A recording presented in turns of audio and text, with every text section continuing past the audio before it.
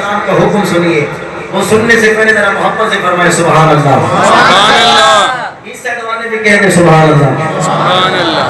قال النبي صلى الله تعالى عليه وسلم الجنة مشتاقة إلى أربعة نفر تالي القرآن حافظ اللسان ومطعم الجيعان والصائم في شهر رمضان أو كما قال عليه السلام۔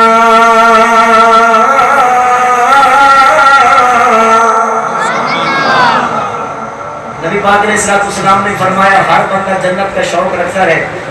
آپ کو سمجھ آ رہی ہے نا؟ ہر بندہ جنت کا شوق رکھتا ہے۔ کچھ خوش نصیب ایسے بھی ہیں کہ جنت جن کا شوق رکھتی ہے۔ الفقور سے ہیں، سرکار نے فرمایا پہلا بندہ تال القرآن، قرآن کی تلاوت کرنے والا۔ اچھا فرماؤ سبحان اللہ۔ معمول دوسرا بندہ فرمایا مطعم الجیعان، بھوکے لوگوں کو کھانا کھلانے والا۔ یا رسول اللہ تیسرا بندہ حضور نے فرمایا حافظ اللسان، زبان کی حفاظت کرنے والا، بے جانا بولنے والا۔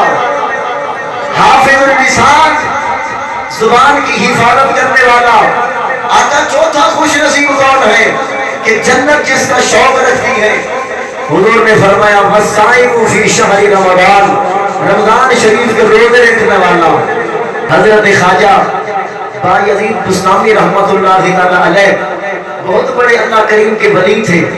ان کا اصل اسم گرامی حضرت تیفور بن عیسیٰ ہے۔ بزرگ فرماتے ہیں جو حضرت بایزید بستامی کا نام یاد کر لے اللہ اس کی مغفرت فرما دے گا۔ اصل اسم گرامی تیفور بن عیسیٰ ہے اور کنیت ابو یزید یا بایزید ہے۔ آپ اپنے دورے اپنے زمانے کے اندر ایک جگہ خطاب فرما رہے تھے۔ خطاب کے دوران ایک بندہ کھڑا ہو گیا، کھڑے ہو کر کہنے لگا سرکار میرا ایک سوال ہے۔ آپ نے فرمایا بتاؤ کیا سوال ہے؟ کہا سرکار سوال یہ ہے کہ میری ایک بیٹی ہے جس کو مرگی کا دورہ پڑتا ہے، ہم سب پریشان ہیں، آپ اللہ والے ہیں، کرم فرمائیے، میری بیٹی کی یہ تکلیف مصیبت دور فرما دیجیے۔ سائر بڑا سمجھدار تھا اور یقیناً سمجھدار ہی اللہ والوں کے دروازے پر جاتے ہیں، بیوقوف نہیں جاتے ہوتے، یا جو نہیں جاتے تو وہی بیوقوف ہیں۔ سائر بڑا سمجھدار تھا، کہنے لگا لجبالا آپ اللہ والے ہیں، کرم فرمائیے، میری بیٹی کو مرگی کا دورہ پڑتا ہے، کچھ حال نشان فرما دیجیے۔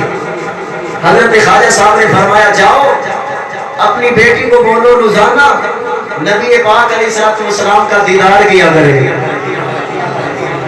کاش ہمارے اندر بھی یہ جستجو ہو کہ ہم حضور کا دیدار کریں۔ اگر ہمارے بس میں نہیں ہے تو دعا کرنا تو ہمارے بس میں ہے نا، دعا تو کرنی چاہیے۔ بزرگ فرماتے ہیں روزانہ بندے کو یہ دعا کرنی چاہیے، ہر دعا میں یہ دعا شامل ہونی چاہیے کہ مولا مجھے اپنے محبوب کا جلوہ دکھا۔ آئے مل کے دعا کرنا، نہیں حضور کے ذکر کی محفل ہے، ہو سکتا ہے ہماری یہ دعا قبول ہو جائے۔ کدی وچ خواب دے ہوئے نظارہ یا رسول اللہ، ان خاموشی نام نہیں کھوج پہچانا جس کو حضور کے دیدار کی جستجو اور مل کے پڑھتے آؤ۔ کدی وچ خواب دے ہوئے نظارہ یا رسول اللہ، سارے مل کے پڑھتے آؤ۔ کدی وچ خواب دے ہوئے نظارہ یا رسول اللہ، چمک جاوے میری قسمت دادا یا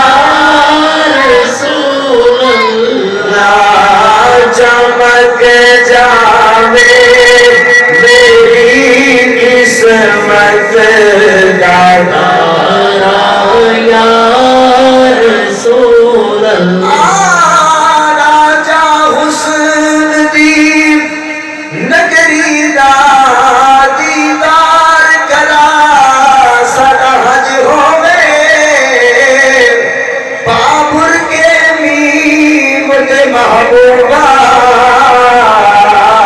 ہاتھ پیر جمع سادہ حج ہوئے تیری صورت پاک دی حد کوئی نہیں ذرا پردہ چاہ سادہ حج ہوئے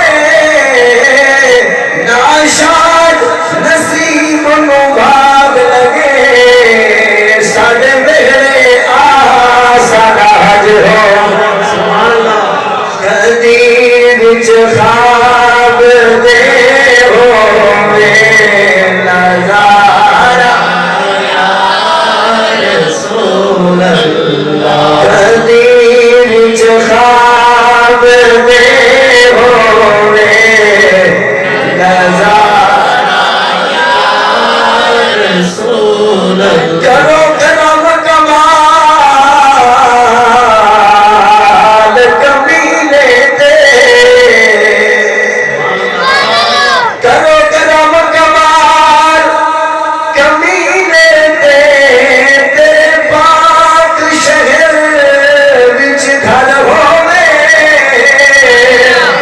والے جیاں سونا ساگ بڑے تیرے در دے سامنے در ہوئے یا رسول اللہ حسین ابن علی دا واسطہ میں نو بچا لینا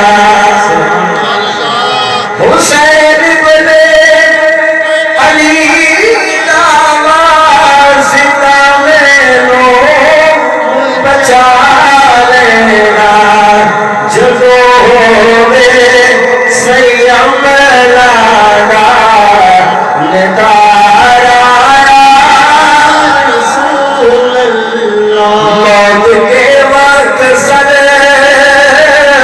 ان کے قدموں میں ہو موت کے وقت سر ان کے قدموں میں ہو دید ہوتی رہے دم نکلتا رہے کدی وچ خواب دے ہوئے نظارہ یا رسول اللہ چمک جانے میری قسمت دارا یا رسول اللہ حضرت خواجہ باجی مستعمی رحمت اللہ تعالیٰ علیہ نے فرمایا اے بندیا سن جا اپنی بیٹی کو بتا دے روزانہ اللہ کے محبوب کا دیدار کیا کرے دیدار کرنا تمہارا کام ہے بیٹی سے بچانا اللہ کا کام ہے وہ شخص رونے لگا سارے کنارے میں لگا ہاتھ جوڑ کے ادب سے عرض کرتا ہے اے سونے سونے منہ والے رب دی سو والے او اللہ کے پیارے صدیاں گزر گئی ہیں سرکار کی شان فرما دے اس دنیا سے ظاہری طور پر پردہ فرما دے اور آج جا کر میں اپنی بیٹی میں کیسے کہوں کہ روزانہ اللہ کے نبی کا دیدار کیا کرے حضرت خواجہ صاحب اتنا سننے کے بعد آپ کی بھی آنکھوں سے آنسو روا ہو گئے آپ بھی رونے لگ گئے رو کے فرمایا ہے خدا کے بندے تو نے نہیں سنا کہ میرے سرکار نے فرمایا من زار القرآن فکأن